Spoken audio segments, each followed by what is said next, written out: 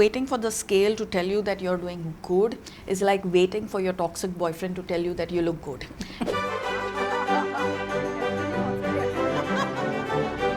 I'm here to apply for a job.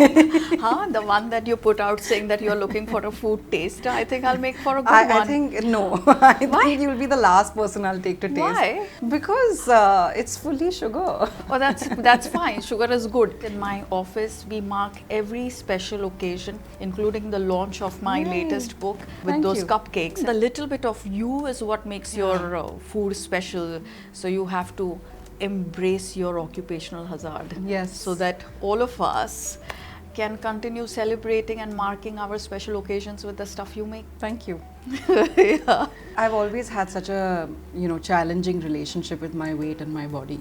I've always been overweight, and when I was younger, about 15 or 16, I got on this plan, just after school. Correct. And lost about 30 kgs back then, and, got into fitness, and I was like, okay, I'm going to open a gym, and the mindset was to become a fitness trainer, and, I actually got certified. Nice. Not many people know this, but I'm a certified Reebok instructor. How amazing. And then life happened. I moved to Switzerland to study hospitality and discovered butter and chocolate and sugar. And then slowly over time, once I came back and started my business, the weight started coming back, because when you're an entrepreneur and you're running a business, everything else takes a back seat. In the last couple of years that I've really made it a point to set targets for myself for every year. So whether it is running a half marathon, so I've done that 10 years ago. 2 years ago I climbed Mount Fuji. This year I'm doing this race that's coming up in a few weeks.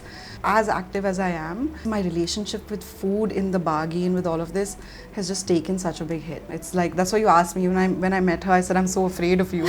I was afraid of meeting you, and you're like, why are you scared? I'm like, I'm scared because, I don't know, it's like, everything about food just becomes such a big deal. And I think we live in this society where you meet someone and the first conversation they have is about your weight and how you look. There's so much information and misinformation that it feels overwhelming. Food is one of our primal joys. To give up on that joy is to give up on life itself.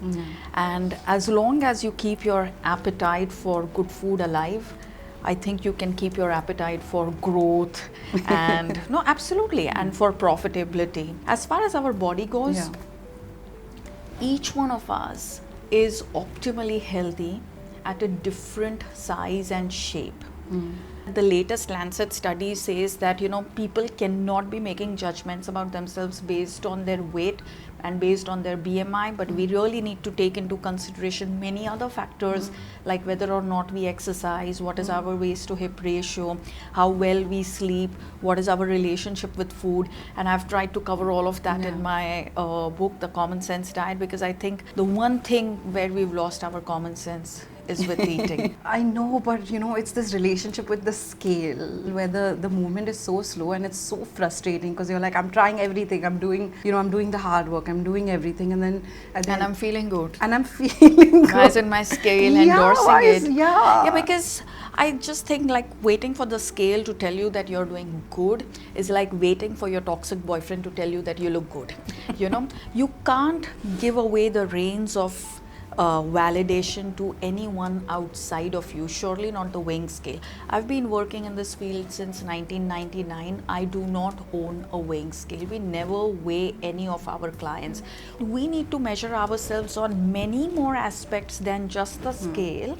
As a young girl, in response to training, you will build also more musculature and more bone density. The weighing scale is stupid, so it cannot recognize that. And it just gives you one number. And if you really want to be low on weight, then you should go to the moon, because then there's no gravity and then you're weightless.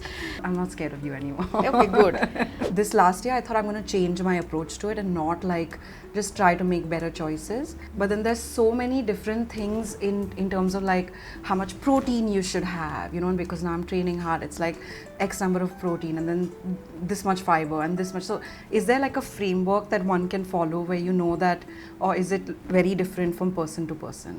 No, there is a framework, like you should have a boyfriend by 20, marry by 25, have a child before 30, because then you will be very happy. happy and everything will be glorious. So there are no formulas Yeah. to health and happiness. Yeah. The minute you reduce food to carbohydrate, protein, fat, calories, you begin to lose joy. You begin to second guess every morsel that you're eating.